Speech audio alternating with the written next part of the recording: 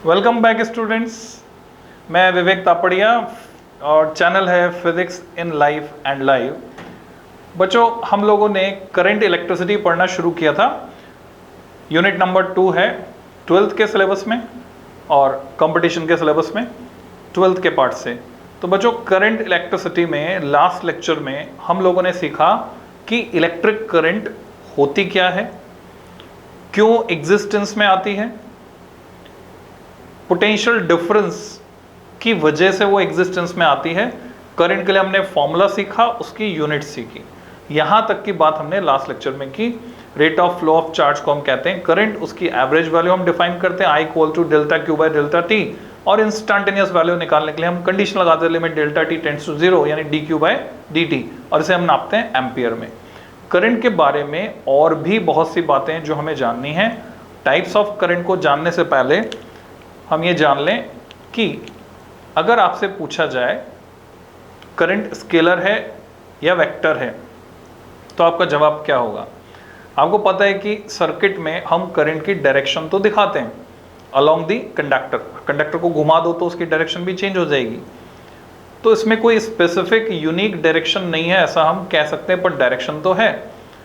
बावजूद इसके करंट में डायरेक्शन होने के बावजूद ये स्केलर क्वांटिटी है। तो इसको हमें कैसे लिखना है, कैसे रिप्रेजेंट करना है, वो समझना है। उसके अलावा मैं याद दिला दूं कि लास्ट लेक्चर में जो कुछ हमने पढ़ा उस पर बेस्ड कंपटीशन में जो क्वेश्चन बनता है बच्चों, तो कंपटीशन में क्वेश्चन बनता है सीधे सीधे आपसे पूछते हैं कि जो गैस डिस्चार्ज ट्यूब है इसमें चार्ज कैरियर कौन होंगे। तो गैस डिस्चार्ज ट्यूब में चार्ज कैरियर होते हैं इलेक्ट्रॉन्स एंड पॉजिटिव आयंस। ये दो होते हैं charge carrier, electrons and positive ions. तो अब हम आगे डिस्कस करते हैं। इस लेक्चर में जो पढ़ेंगे उसमें क्या क्या क्वेश्चन बनेंगे वो भी डिस्कस करेंगे। तो लेट्स स्टार्ट। करंट की डायरेक्शन की बात करते हैं तो आप लिख सकते हैं आल्दो, हम यूज कर रहे हैं आल्दो यट वाला फॉर्मेट। यद्यपि हिंदी में कहते हैं तथापि, यद्यपि तथापि। आल्दो कन्वेंशनल यानी जो परिपाटी है, कन्वेंशनल डायरेक्शन ऑफ करंट। अब देखिए कैसे शॉर्ट फॉर्म हम नोट्स में यूज करने वाले हैं। इस taken along the direction of motion of positive charge, जिधर पॉजिटिव चार्ज जाएगा वो direction of motion of positive charge. Yet फिर भी हमें पता होना चाहिए current is a scalar quantity और करंट इज स्केलर। आपसे पूछते हैं क्यों कंसेप्चुअल क्वेश्चन बनता है बच्चों। तो करंट स्केलर इसलिए है कि ये वेक्टर एडिशन के रूल्स को या बोले वेक्टर अलजेब्रा को फॉलो नहीं करती। फॉर एग्जांपल, अगर यहां से करंट आ रही है 2 एम्पियर, यहां से करंट आ रही है 3 ampere, and here it is a junction, suppose junction J, तो यहां से जो करंट जाएगी वो हर हाल में 5 एम्पियर होगी, ना इससे कम ना इससे ज्यादा। जितनी करंट आएगी किसी जंक्शन पर उतनी करंट वहां से जाएगी। इससे कोई फर्क नहीं पड़ता कि इनके बीच ये एंगल थीटा 90 हो कि 45 हो कि 60 हो, पर अगर ये वेक्टर क्वांटिटी होती तो रिजल्टेंट चेंज हो जाता। तो हम सिंपल सा लॉजिक देते हैं, current is scalar because it does not obey the laws of vector addition और लॉज ऑफ वेक्टर अलजेब्रा। बच्चों, बचपन से आपने कई तरह के एडिशन सीखे हैं, अलग अलग तरह की अलजेब्रा आपने सीखी है। जब आप छोटे बच्चे थे तो आपने सीखी सिंपल अलजेब्रा जिसमें 1 + 1 आपसे पूछा जाए तो आप बोलते थे 2, एक में एक जोड़ा 2। थोड़े और बड़े हुए आपने फिल्में देखना शुरू किया, वहां की अलजेब्रा अलग चलती थी बच्चों, 1 और 1 11, 2 और 2 5। ये सब मैं फिल्मों के नाम बता रहा हूं आपको। फिर जब आप क्लास 11th में आए तो आपने सीखी वेक्टर अलजेब्रा जिसमें 1 + 1 2 हो सकता है if both the vectors are along same direction, तो 1 + 1 इज 2। अगर दोनों के बीच 90 डिग्री एंगल है देन 1 + 1 इज √2, और अगर दोनों के बीच 180 डिग्री एंगल है देन 1 + 1 बिकम्स 0। यानी 1 + 1 0 से लेकर 2 के बीच कुछ भी हो सकता है depending on the angle. This is vector algebra. फिर आप अगर मैथमेटिक्स साइड से हैं, आपने मैथमेटिक्स पढ़ी है, एडवांस मैथमेटिक्स, तो कॉम्प्लेक्स नंबर्स उनकी अलग अलजेब्रा है। कॉम्प्लेक्स नंबर के एडिशन के रूल्स, सब्ट्रैक्शन के रूल्स, मल्टीप्लिकेशन के रूल्स। फिर थोड़ा सा और आगे जाएं, किसी के पास कंप्यूटर सब्जेक्ट है तो वो, नहीं तो लॉजिक गेट्स अगर कभी आपने पढ़ा हो, logic gates are based on Boolean algebra, और बूलियन अलजेब्रा में बच्चों 1 + 1 इज सिंपली 1, एक में एक जोड़ने पर भी एक ही आता है। सो जो भी फिजिकल क्वांटिटी है अगर वो उस कम्युनिटी के रूल्स को फॉलो कर रही है, यानी वेक्टर्स होने के लिए सिर्फ डायरेक्शन होना सफिशिएंट नहीं है, वेक्टर होने के लिए वेक्टर अलजेब्रा के रूल्स को फॉलो करना जरूरी है। अगर कोई क्वांटिटी फॉलो करेगी वेक्टर अलजेब्रा को तभी हम कहेंगे कि वो वेक्टर है, अदरवाइज हम उसको वेक्टर नहीं कहेंगे। तो करंट उसी कैटेगरी में आती है। करंट में डायरेक्शन होने के बावजूद ये वेक्टर अलजेब्रा के रूल्स को फॉलो नहीं करती, इसलिए हम कहेंगे current is scalar quantity. So I think it is clear to you. अब हम बात करते हैं बच्चों टाइप्स ऑफ करंट। करंट कितनी तरह की होती है, तो types of current. So next article, types. जितनी भी तरह की करंट्स के बारे में आप लोगों को क्लास 12th के सिलेबस में पढ़ना है, वो सारी तरह की करंट मैं डिस्कस करने जा रहा हूँ इस लेक्चर में। तो हम 12th क्लास के सिलेबस में जिन जिन करंट्स को पढ़ने वाले हैं, most of the students are familiar with, उनसे पूछा जाए कि बच्चों बताओ कितनी तरह की करंट, बोलेंगे एसी डीसी है, 2 तरह की बोलेंगे, एसी एंड डीसी। तो मैं समझता हूँ आप में से ज़्यादातर लोग फैमिलियर होंगे। अब एसी कहाँ और डीसी कहाँ, तो बच्चों घरों में जो आ रही है हमारे वो कौन सी है, एसी। एसी का फुल फॉर्म अल्टरनेटिंग करंट। और डीसी कौन सी है, जो हमें बैटरी से मिलती है, सेल से मिलती है, वो डीसी है। जो इन्वर्टर को इनपुट में हम देते हैं वो डीसी देते हैं, और इन्वर्टर जो आउटपुट में देता है वो एसी देता है। तो आपसे पूछा जाता है एक सवाल कंपटीशन में, विच device converts DC into AC, तो जवाब है इन्वर्टर। विच device converts AC into DC, तो जवाब है रेक्टिफायर, जिसको हम पढ़ेंगे सॉलिड्स एंड सेमीकंडक्टर डिवाइसेस में, जहां पर पीएन जंक्शन डायोड, जिसके डिस्क्रिप्शन का P type N type link कहां पर हो जाता है, केमिस्ट्री में।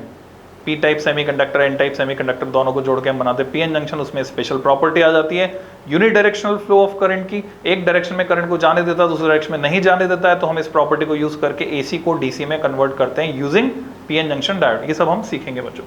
सो टाइप्स ऑफ करंट में एसी और डीसी के अलावा भी हमें पढ़नी है कुछ करंट्स। मैं सब लिखवा देता हूं आपको सीक्वेंस में, सबको समझ लेते हैं बच्चों। इस तरह से पढ़ेंगे हम कि एक बार में ये आपकी मेमोरी में हमेशा हमेशा के लिए सेट हो जाए, सबकी एक इमेज आपके दिमाग में सेट हो जानी चाहिए। अब इमेज कैसे सेट होगी, उसके बारे में कोई विशेष गुण है, वो अगर आपने समझ लिया, उसको महसूस कर लिया, तो ये स्टोर हो जाता है। सो सबसे पहले हम बात करेंगे स्टेडी करंट या डीसी की। तो डीसी को लिखने का सही तरीका ये है, कोई डॉट नहीं लगाया जाता, छोटा डी छोटा सी, डायरेक्ट करंट। और इस पर्टिकुलर यूनिट में, इस पूरे करंट इलेक्ट्रिसिटी चैप्टर में हम डील करेंगे स्टेडी करंट, यानी जो समय के साथ स्टेडी रहेगी, चेंज नहीं होगी। सो डायरेक्ट करंट और डीसी। तो इसकी सिंपल सी डेफिनेशन है, जो मैं बोल रहा हूं आपको लिखना है तो लिख सकते हो, नहीं तो एक बार में समझ लो वो अच्छा है, और ग्राफिकल फॉर्म में इसकी इमेज दिमाग में स्टोर कर लो। The current which remain same in direction is called DC, जो अपनी दिशा नहीं बदलती है। तो अगर मैं इसको ग्राफिकली रिप्रेजेंट करूं, एक्स एक्सिस पर मैंने लिया टाइम को, वाई एक्सिस पर मैंने प्लॉट किया करंट को, यहां है ओरिजिन।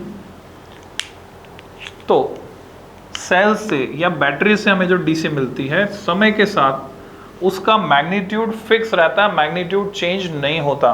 जैसे पूरे टाइम यहाँ जो करंट है इसका मैग्नीट्यूड फिक्स है, सपोज 5 एम्पियर, तो पूरे टाइम 5 एम्पियर है, टाइम के साथ चेंज नहीं हो रहा बच्चों। इसको हम कहते हैं pure DC. This is pure, शुद्ध। शुद्ध नहीं जानते क्या? टाटा नमक का विज्ञापन की जगह निरमा ने जब विज्ञापन निकाला था तो उसने ये टैगलाइन यूज की थी। तो प्योर, समय के साथ इसका मैग्नीट्यूड भी चेंज नहीं हो रहा। हालांकि मैग्नीट्यूड अगर चेंज हो तो भी वो डीसी हो सकती है, प्रोवाइडेड डायरेक्शन चेंज ना हो। तो देखिए, अगर करंट है कुछ इस तरह की, फ्लक्चुएट कर रही है, मैग्नीट्यूड कम ज्यादा हो रहा है, पर डायरेक्शन चेंज नहीं हो रही, एक ही डायरेक्शन में है, तो हम इसको बोलते हैं डीसी, और इसका पर्टिकुलर नेम है फ्लक्चुएटिंग डीसी। फ्लक्चुएटिंग, जैसा नेचर वैसा नाम, फ्लक्चुएटिंग डीसी। इसका उल्टा भी सही है, जैसा नेचर वैसा नाम, जैसा नाम वैसा नेचर। तो आलतू फालतू नाम से एक दूसरे को नहीं बुलाना चाहिए, नहीं तो वैसा ही हो जाता है नेचर। हमेशा सही नाम से बुलाएं। तीसरी तरह की जो डीसी है उसको मैं डिफरेंट ग्राफ में बना देता हूं बच्चों, क्योंकि उसमें 2 ऑलरेडी हो गए हैं। ये डीसी के सब टाइप्स हैं जो मैं बनाकर बता रहा हूं आपको। तीसरी तरह की डीसी पल्स की फॉर्म में, पल्स आई, फिर खाली जगह गायब, फिर पल्स आई, फिर गायब, एंड सो ऑन। तो उसका क्या नाम होना चाहिए? जो पल्स की फॉर्म में आ रही है, पल्सेटिंग। और डीसी क्यों है? तो बच्चों डीसी इसलिए है क्योंकि एक ही डायरेक्शन में है, डायरेक्शन चेंज नहीं कर रही है, इसलिए डीसी है। So it is called pulsating DC. तो हमने देखा डीसी 3 तरह की हुई। प्योर, जो कि हमें बैटरी से मिलती है, उसके बाद फ्लक्चुएटिंग, जो हमें फुल वेव रेक्टिफायर से मिलती है। ऐसा मैं कह सकता हूं, फ्लक्चुएटिंग डीसी हमें कहां से मिलती है? Full wave rectifier. अब ये क्या होता है फुल वेव रेक्टिफायर? तो रेक्टिफायर जो रेक्टिफाई करे, एक ही डायरेक्शन में कर दे। तो इसको हम पढ़ेंगे सॉलिड एंड सेमीकंडक्टर डिवाइसेस में। पूरी की पूरी वेव को रेक्टिफाई कर दे तो फुल वेव रेक्टिफायर। एक्चुअल में जब हम एसी इनपुट में देते हैं पीएन जंक्शन डायोड को, तो वो डीसी में कन्वर्ट करता है। अगर पूरी वेव को कन्वर्ट करता है तो फुल वेव रेक्टिफाइड आउटपुट ऐसा होता है, फ्लक्चुएटिंग डीसी। और अगर आधी वेव को करता है तो ऐसा होता है। क्योंकि ये किसको कन्वर्ट कर रहा है? दूसरे टाइप की करंट से समझते हैं, एसी को कन्वर्ट कर रहा है बच्चों। एसी को लिखने का सही तरीका छोटा ए छोटा c, this is the perfect way of writing AC. There is no need of any dots here, और कैपिटल में भी नहीं लिखते हैं हम। हालांकि लिख दो तो ठीक है, समझना है, पर सही तरीका पता होना चाहिए। तो अल्टरनेटिंग करंट, ये इसका फुल फॉर्म है, और इसको हम डिटेल में पढ़ेंगे आगे EMI AC यूनिट में। Alternating currents, alternating current. तो इसकी डेफिनेशन भी वहीं लिखेंगे, यहां मैं सिर्फ बोल के बता रहा हूं आपको। The current which changes periodically in magnitude as well as in direction also. Magnitude में भी और डायरेक्शन में भी पीरियोडिकली जो चेंज होती है, ऐसी करंट को हम बोलते हैं अल्टरनेटिंग करंट। आपके सिलेबस में सिर्फ और सिर्फ साइनोसॉइडल एसी है। हालांकि वेवफॉर्म ट्रायंगुलर हो सकता है, रेक्टेंगुलर हो सकता है, इर्रेगुलर हो सकता है। What is the meaning of sinusoidal? Sinusoidal, this is L, sinusoidal. जो भी साइन कर्व को फॉलो करे उसको हम क्या बोलेंगे? साइनोसॉइडल। तो साइनोसॉइडल एसी किस तरह की दिखेगी? ग्राफ से हम मेमोरी में स्टोर करके रखें। हमारे घर में जो आ रही है बच्चों, वो है sinusoidal AC. Here is current origin, time के साथ इसका वेरिएशन मुझे प्लॉट करना है। अगर मैं ग्राफ अच्छा बनाना चाहता हूं, जो दिखने में भी अच्छा हो, समझने में बेटर हो, तो मैं क्या करूंगा? रेफरेंस लाइंस का इस्तेमाल करूंगा। तो मैंने रेफरेंस लाइंस बनाई ग्राफ को ड्रॉ करने से पहले, यानी ये है मैक्सिमम वैल्यू करंट की, और ये रेंज है -I0 से +I0 के बीच में इसका टोटल वेरिएशन होने वाला है। सो साइन कर्व, जैसे कि आपको याद है साइन थीटा साइन 0 पर होता है 0, तो स्टार्ट कहाँ से होगा बच्चों? 0 से। अगर मैं एक साइकिल यहाँ मार्क कर दूं तो यहाँ दूसरी साइकिल एंड होगी, ऐसा मान लेते हैं। तो यहाँ टाइम हो जाएगा, टाइम पीरियड कैपिटल टी के बराबर, और यहाँ हो जाएगा 2t के बराबर। तो इसका सेंटर में मार्क करता हूँ, जो ये होगा t/2, या लिखते नहीं हम ग्राफ की क्लैरिटी के लिए, ऐसे छोड़ देते। तो एक साइकिल यहाँ खत्म करना है, ये मुझे पता है। तो साइन कर्व कैसा होता है, π/2 पर ये पीक पर जाएगा, पाई पर वापस 0 हो जाएगा। Capital T corresponds to 2π, capital T corresponds to 2π। ये आप सीखते हैं वेव ऑप्टिक्स, रे ऑप्टिक्स में। 2π phase difference corresponds to lambda path difference, capital T time. एक टाइम पीरियड, एक चक्कर में एंगल 2π, एक साइकिल, एक वेवलेंथ, एक क्रेस्ट और एक trough. So graph look like this. Sine curve मैंने ड्रॉ किया इस तरह से। तो ये है साइनोसॉइडल एसी जो हमारे घरों में इलेक्ट्रिसिटी डिपार्टमेंट से आ रही है। अब इस एसी से कुछ डिवाइसेस को चलाने के लिए हमें डीसी में कन्वर्जन इसका करना पड़ता है। कुछ डिवाइसेस डीसी से ही चलते हैं, जैसे टीवी है, म्यूजिक सिस्टम है, कंप्यूटर है।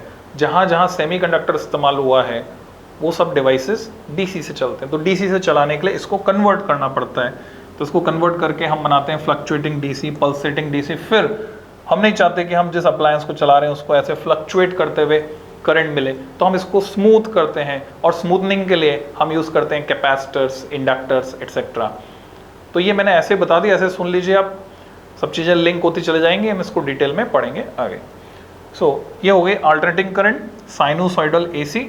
अगर मैं ये इनपुट में देता हूँ रेक्टिफायर को, तो रेक्टिफायर उसको कन्वर्ट कर देगा डीसी में। और इसका उल्टा, अगर बैटरी से ये डीसी इनपुट ले रहा है इन्वर्टर, तो वो उसको कन्वर्ट करेगा अल्टरनेटर की मदद से। शब्दों पर गौर करें, अल्टरनेटर एक डिवाइस होता है जो पीएन जंक्शन डायोड काम करता है, उसका उल्टा काम करता है, उसकी मदद से कन्वर्ट कर देगा किसमें, एसी में। अब वो जो अल्टरनेटर एसी बनाता है बच्चों, अब इसकी इमेज दिमाग में परमानेंट सेट करनी है, तो ऐसे समझो, वो एसी बनाता है इस तरह की, अल्टरनेटर इस तरह की एसी बनाता है। इसको एसी बोलेंगे, क्यों बोलेंगे, डेफिनेशन में फिट हो रही है, पीरियडिकली चेंज हो रही है, इसका मैग्नीट्यूड टाइम के साथ और डायरेक्शन भी टाइम के साथ पीरियडिकली चेंज हो रहा है। तो ये है रेक्टेंगुलर एसी। अब रेक्टेंगुलर एसी अगर आप पंखे को दोगे तो पंखा उसके लिए डिज़ाइन नहीं है, पंखा जो है आवाज़ करेगा। तो मोस्ट ऑफ द इन्वर्टर्स जो साइन वेव इन्वर्टर नहीं होते, यानी ये इसको इसमें कन्वर्ट करके नहीं देते हैं, ये डायरेक्ट ऐसी करंट देते हैं, तो आप देखते हैं बिजली जाने के बाद पंखा आवाज़ करने लगता है इन्वर्टर से जब चलता है। पर अगर वो साइन वेव इन्वर्टर है, ये मिल रहा है उसको, चेंजेस आर स्मूथ। आप सोच सकते हैं 3 मंजिल से कोई नीचे कूद रहे सीधे, डैमेज कितना होगा, पंखे का बॉल बेयरिंग खराब हो जाता है बच्चों से। और 3 मंजिल ऊंची स्लाइड से, स्लाइड समझ गए, वाटर पार्क मिस कर रहे होंगे आप कोरोना काल में, तो 3 मंजिल ऊंची स्लाइड से कोई अगर आता है तो उसको मजा आता है। तो यही डिफरेंस है, the changes are smooth, the changes are abrupt here, that's why. तो ये एसी प्रेफरेबल है। तो जब भी आपको बाजार से खरीदना हो, आप साइन वेव इन्वर्टर चुनकर खरीदें, ऑर्डिनरी इन्वर्टर नहीं, साइन वेव इन्वर्टर। थोड़ी सी कॉस्ट ज़्यादा होती है पर अप्लायंसेस की लाइफ ज़्यादा होती है। तो हमने 2 तरह की करंट को बहुत डिटेल में समझा, पढ़ा। टाइप्स ऑफ करंट में अगली जो हमें पढ़नी रहेगी सिलेबस में, इस चैप्टर में तो नहीं, इस चैप्टर में तो हम सिर्फ और सिर्फ फोकस रहेंगे डीसी पर। तो थर्ड टाइप जो है वो है बच्चों ट्रांजिएंट करंट। मैंने कैपेसिटर आपको पढ़ा दिया, पर कंपटीशन की क्लासेस में कैपेसिटर को स्पेशली करंट इलेक्ट्रिसिटी पढ़ाने के बाद पढ़ाते हैं, क्योंकि वहाँ पर ट्रांजिएंट करंट का जिक्र आता है। कैपेसिटर की चार्जिंग डिस्चार्जिंग हम पढ़ते हैं, आरसी सर्किट पढ़ते हैं, एलसी सर्किट पढ़ते हैं। तो आरसी सर्किट यानी रेजिस्टेंस कैपेसिटर के साथ लगा दिया तो सर्किट में वो कैसे बिहेव करेगा, वहाँ पर कुछ नई टर्मिनोलॉजी हम सीखते हैं, जैसे टाइम कांस्टेंट हो गया, कि कितने टाइम में कैपेसिटर में करंट 0 से मैक्सिमम जाएगी, कितने टाइम में जब वो डिस्चार्ज होगा तो मैक्सिमम से 0 आएगी, वगैरह वगैरह। तो ऐसी करंट जो कि कैपेसिटर में चार्ज करते वक्त 0 से मैक्सिमम वैल्यू तक बढ़ती है, एक्सपोनेंशियली बढ़ती है या घटती है, वो अभी डिस्कस करते हैं हम। सही जवाब है घटती है एक्सपोनेंशियली, क्योंकि शुरू में जब कैपेसिटर को हम चार्ज कर रहे होते हैं, कैपेसिटर का खुद का पोटेंशियल जीरो होता है, धीरे धीरे चार्ज होता है, जब चार्ज जाता है तो पोटेंशियल बढ़ता है, तो वो पोटेंशियल बैटरी के पोटेंशियल के अगेंस्ट होता है, अपोजिशन में होता है, तो करंट घटती है। शुरू में ज़्यादा चार्जिंग करंट जाती है, बाद में कम चार्जिंग करंट जाती है, ऐसा होता है। तो चार्जिंग करंट का एक्सपोनेंशियल डिके होता है। और जब कैपेसिटर से हम करंट लेते हैं, मान लो एक चार्ज कैपेसिटर है और आपने क्या किया, लेकर एलईडी को कनेक्ट कर दिया उससे, तो क्या होगा, एलईडी शुरू में तेज ग्लो करेगी, फिर उसका ग्लो कम कम कम कम होता जाएगा और फिर वो बंद हो जाएगी। तो एक्सपोनेंशियल डीके होगा, शुरू में ज्यादा करंट, बाद में कम करंट। और इसको हम क्या बोलते हैं, ऐसी करंट जो ट्रांजिशन फेज में फ्लो हो रही है during charging and discharging of capacitor, during transition phase flow हो रही है, उसको हम नाम देते हैं transient current. So third type is transient current. इसका वेरिएशन जो कि हमें याद रखना है, ग्राफ से समझना आसान है। शुरू में करंट ज़्यादा है, एक सर्टेन वैल्यू उसकी रहेगी, यानी ग्राफ मैं यहाँ पॉइंट टच करके बना सकता हूँ। ऐसा नहीं कि करंट इनफाइनाइट रहेगी, शुरू में ज़्यादा रहेगी कुछ टिपिकल वैल्यू, और उसके बाद जैसे जैसे टाइम बीतेगा, कैपेसिटर चार्ज हो रहा है, तो भी ये धीरे धीरे एक्सपोनेंशियली डिके होगी, यानी ये e⁻x इस फंक्शन को फॉलो करेगी। तो एक्सपोनेंशियल डिके इसका होता है, और डिस्चार्जिंग में भी एक्सपोनेंशियल डिके ही होता है। डिस्चार्ज होगा कैपेसिटर तब भी एक्सपोनेंशियल डिके, शुरू में ज़्यादा, धीरे धीरे कम होगी। ज़ीरो थियोरेटिकली देखा जाए तो कभी नहीं होगी ज़ीरो, यानी ये ग्राफ इधर नीचे मिलेगा नहीं, पर प्रैक्टिकली अगर हम बात करें तो इसकी वैल्यू इतनी कम हो जाती है, नेग्लिजिबल, कि वो ऑलमोस्ट हम ज़ीरो मान लेते हैं। So this is transient current. Then चौथी करंट जो हम पढ़ने वाले हैं बच्चों 12th के सिलेबस में, वो है AD EDDY, और ये करंट नहीं है, ये है करंट्स। सभी करंट की कुछ ना कुछ विशेष पहचान है। तो AD में क्या लग रहा है, प्लूरल करंट्स, एक नहीं है, बहुत सारे हैं। तो आप देखेंगे, आपने क्लास 11th में एक क्वेश्चन किया था बच्चों, मैं दोबारा से आपको याद दिलाता हूँ। क्वेश्चन क्या था कि हमने क्या किया, दो ईंट गिराई, एक भारी एक हल्की, पर दोनों का साइज सेम था। एक भारी एक हल्की, दोनों का साइज सेम था, एक ऊंची बिल्डिंग की छत से गिराई। कौन सी ईंट पहले पहुंचेगी नीचे, बताओ, भारी वाली या हल्की वाली? तो अगर मैं काइनेमेटिक्स की इक्वेशन की बात करूं, टाइम मुझे निकालना है, दोनों पर काम कर रहा है acceleration due to gravity g। यहां पर हमने नेग्लेक्ट कर दिया एयर रेजिस्टेंस को, और कंसीडर भी कर लो तो दोनों का शेप आइडेंटिकल है, सेम है, तो एयर रेजिस्टेंस दोनों पर सेम लगने वाला है। दोनों पर acceleration due to gravity g काम कर रहा है, mg फोर्स दोनों पर काम कर रहा है। दोनों का एक्सेलरेशन अगर निकालेंगे तो उसमें एक्सेलरेशन में मास वाली टर्म तो कट रही है, तो मास मैटर नहीं कर रहा, तो दोनों एक साथ पहुंचेंगे, जवाब आपका होता था। अब मैं क्वेश्चन को थोड़ा सा मॉडिफाई कर देता हूं। Question is modified. एक मेटल की ईंट है, लोहे की, चांदी की, सोने की। एक मेटल की ईंट है आपके पास जो कि कंडक्टर है, दूसरी मिट्टी की ईंट है। हालांकि मिट्टी को हम कंडक्टर ट्रीट करते हैं, पर यहाँ मिट्टी में कंडक्टिंग पार्ट नहीं है, मेटल नहीं है, तो उसके अंदर करंट्स फ्लो नहीं हो सकती हैं। तो एक मिट्टी की ईंट है, एक मेटल की ईंट है, दोनों आइडेंटिकल है, मास भी सेम, सब कुछ सेम, शेप में भी सेम। दोनों को हम गिराते हैं, कौन सी ईंट नीचे पहले पहुंचेगी? 11 तक जो कंसेप्ट्स आपने सीखे हैं उसके हिसाब से जवाब है दोनों एक साथ पहुंचेंगी। पर जैसे ही हम एडी करंट्स ये पढ़ते हैं EMIAC चैप्टर में, इलेक्ट्रोमैग्नेटिक इंडक्शन यूनिट नंबर 4 में, तो इसका जवाब बदल जाता है। अब जवाब होगा जो मिट्टी वाली ईंट है वो पहले पहुंचेगी, क्योंकि उसका एक्सेलरेशन तो acceleration due to gravity g के बराबर होगा। पर ये जो मेटल वाली ईंट है, जब ये गिरती है अर्थ के मैग्नेटिक फील्ड की प्रेजेंस में, because of change in magnetic flux associated with it. जैसे इलेक्ट्रिक फ्लक्स हमने पढ़ा था इलेक्ट्रोस्टैटिक्स में, वैसे मैग्नेटिक फ्लक्स में जब भी चेंज होता है बच्चों, ये कॉज करता है, अगर आपने नाम सुना है लेंज का, तो लेंज लॉ हम EMI AC में पढ़ेंगे, तो ये कॉज करता है करंट्स उसमें इंड्यूस हो जाती है, इंड्यूस करंट डेवलप हो जाती है, और उनकी डायरेक्शन ऑफ सर्कुलेशन इस तरह से होती है लेंज लॉ के अकॉर्डिंग, उसी कॉज को अपोज करती है, जिसकी वजह से वो एग्जिस्टेंस में आई है। यानी मुहावरे में बोले तो जिस थाली में खाना उसी में छेद करना। तो अब ये जो अपोजिशन है, इसकी वजह से इसका एक्सेलेरेशन, भाई इसमें करंट क्यों प्रोड्यूस हुई? गिरने की वजह से। लेंज लॉ ये कहता है कि उसी कॉज को अपोज, गिरने को अपोज करेगी, तो इसका एक्सेलेरेशन जी से कम हो जाएगा, तो मेटल वाली ईंट बाद में पहुंचेगी और मिट्टी वाली ईंट पहले पहुंचेगी, बिकॉज ऑफ एडी करंट्स। तो साइंटिस्ट का नाम था बच्चों फोकाल्ट, अपने आप याद हो जाएगा, परवाह नहीं करनी। फोकाल्ट, एडी का मतलब होता है भंवर।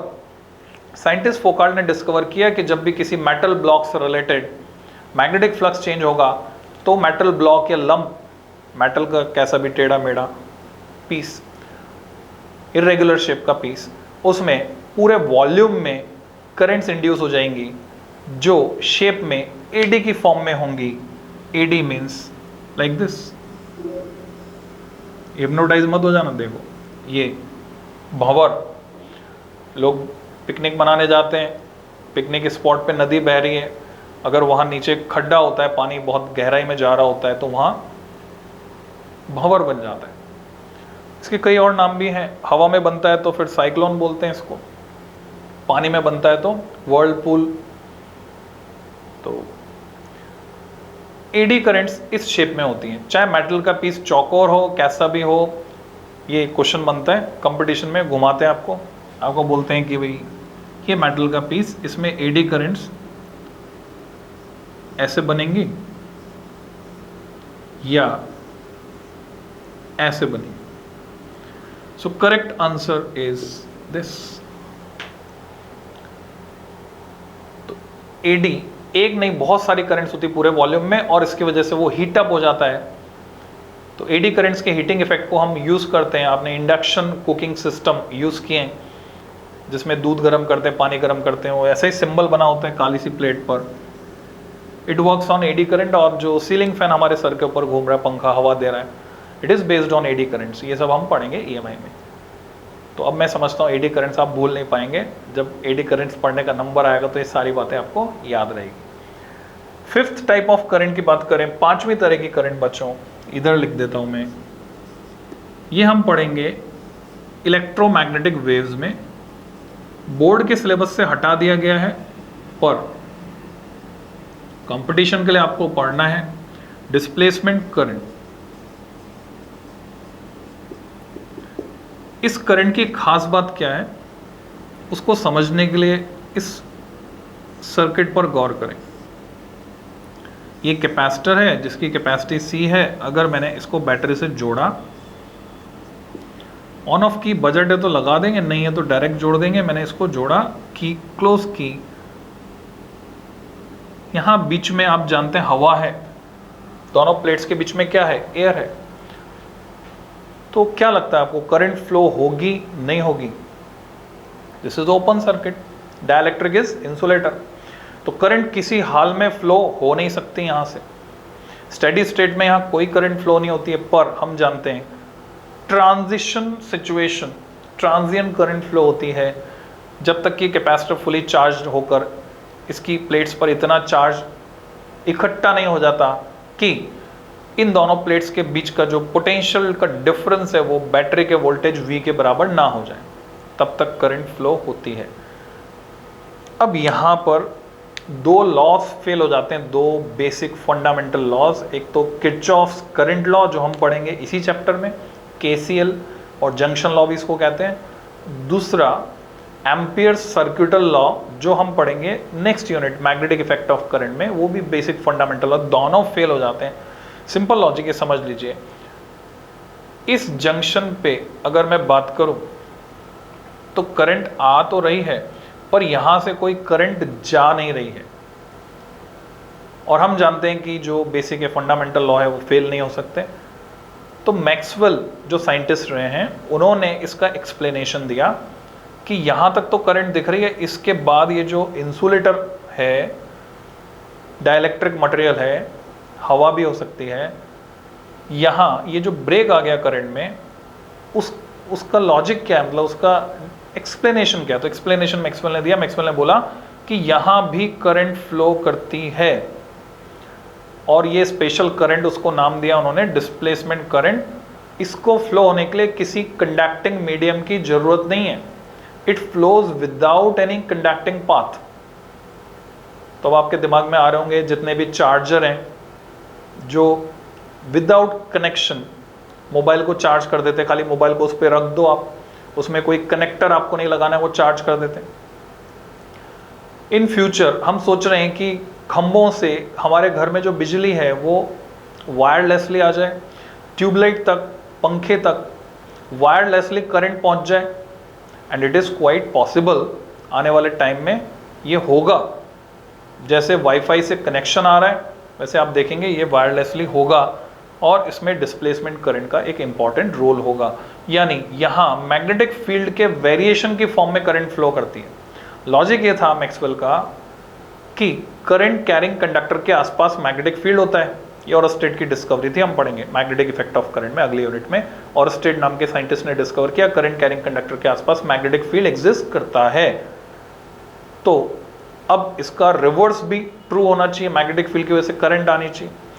या हम यूं बोले मैग्नेटिक फील्ड जहां है डेफिनेटली वहां करंट है, उसकी वजह से है। तो कैपेसिटर की प्लेट्स के बीच में डिटेक्ट किया गया वेरिएबल इलेक्ट्रिक फील्ड जब वो चार्ज हो रहा है, जब वो डिस्चार्ज हो रहा है उस दौरान, और जिस दौरान यहां पर इलेक्ट्रिक फील्ड वैरी कर रहा था वहां मैग्नेटिक फील्ड भी प्रेजेंट था। तो मैक्सवेल ने बोला variation, time variation in electric field produces time variation of magnetic field and vice versa, और वहीं से इलेक्ट्रोमैग्नेटिक वेव्स की उत्पत्ति हुई या वो उनकी खोज हुई इसी कंसेप्ट के चलते। तो कंसेप्ट सिंपल सा है, मैग्नेटिक फील्ड करंट की वजह से होता है, और यहाँ मैग्नेटिक फील्ड में वेरिएशन पाया गया, यानी यहाँ पे करंट थी। कब?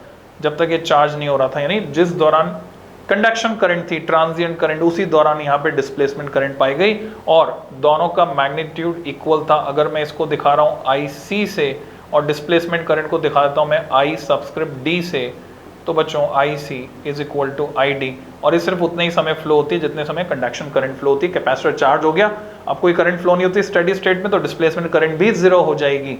तो इस पर कई तरह के सवाल बनते हैं जो हम डिस्कस करेंगे जब डिटेल में पढ़ेंगे डिस्प्लेसमेंट करंट को। तो आपने देखा हमने 5 टाइप्स करंट के डिस्कस किए। ठीक वैसे आप इसको लिंक कर सकते हो, क्लास 11th में आपने पढ़ा था uniform motion, non uniform motion. फिर आपने मोशन के और भी टाइप्स पढ़े थे, projectile motion, circular motion, simple harmonic motion. तो इसी तरह से करंट्स के टाइप हो गए, मेन टाइप DC AC, ये यूनिफॉर्म मोशन की तरह हो गया, AC हो गया नॉन यूनिफॉर्म मोशन की तरह, ऐसा कह सकते हैं। और फिर बाकी जो टाइप्स हो गए वो हो गए transient current, AD current, displacement current, ऐसा हम कह सकते हैं। तो अभी आपको क्लियरिटी आ जानी चाहिए हर करंट में क्या खासियत है। DC इसकी डायरेक्शन चेंज नहीं होती, मैग्नीट्यूड में चेंज, डायरेक्शन चेंज नहीं होती। AC डायरेक्शन पीरियडिकली चेंज होती है, और मैग्नीट्यूड वो भी चेंज हो रहा है पीरियडिकली AC। फिर इसकी बात करते हैं transient current. Transient current exponential variation है, सिर्फ ट्रांजिशन पीरियड में फ्लो होती है during charging and discharging of capacitor.